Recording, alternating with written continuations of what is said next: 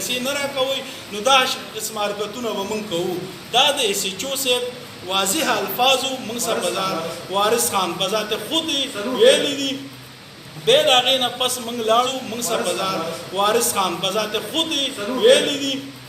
بیا د هغې نه پس موږ لاړو موږ ویل چې یاره موږ د ایس پي صاحب سره میلاو شو د هغه سره میټینګ وکړو ولې چې دا تاڼې د هغه د انډر د لاندې دي. موږ ایس پي صاحب ته لاړو ایس پي صاحب موږ ته په واضح الفاظو کې دا ویلې چې دا اختیار موږ سره شته.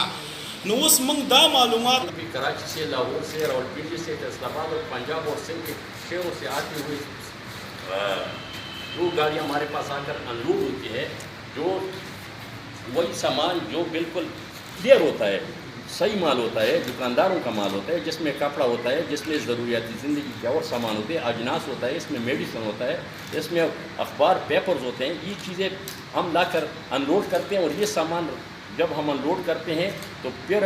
بجائے اس کے کہ کسٹم والے ہمارے سے پوچھے کہ بھائی یہ جو سامان آپ لا رہے ہیں اس کا یہ قانونی ہے یا غیر قانونی ہے تو پھر اس کا جواب ہمارے پاس ہوتا ہے کہ بھائی یہ اس کا پیڈ ہے یہ اس کے ڈیوٹی کاغذات ہیں اور یہ فلانی پارٹی کا مال ہے اور یہ کوئی اسمگلنگ کا سامان نہیں ہے سر.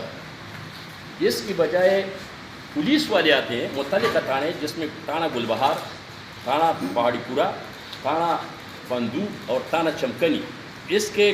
جو سٹاف ہیں یہ آ کر رات کی تاریکی میں ہمارے اڈوں پر چھاپے مارتے ہیں. کوئی مالک نہیں ہوتے اڈے کے اندر گودام کے اندر کوئی ذمہ وار آدمی نہیں ہوتے سٹاف نہیں ہوتا ہے لیبر نہیں ہوتا ہے ایک چوکیدار ہوتا ہے بیچارہ اس کو دھمکے بھی دیتے ہیں دروازے بھی توڑتے ہیں اور اندر آ کر جو مرضی ہوتا ہے وہی سامان اپنی گاڑی میں ڈال کے اور لے جاتے ہیں. پھر ہمیں یہ بھی پتہ نہیں ہوتا ہے کہ کون سا سامان بھائی آپ نے اٹھایا اور کون سا سامان سدینو کسٹم څه کوي چې دوی مطلب دا دی ناستې دا دومره غټه سسټم او غټ دغه چلیږي اف ډي آر چلی. نو لہٰذا موږ چې کوم مطالبه ده هغه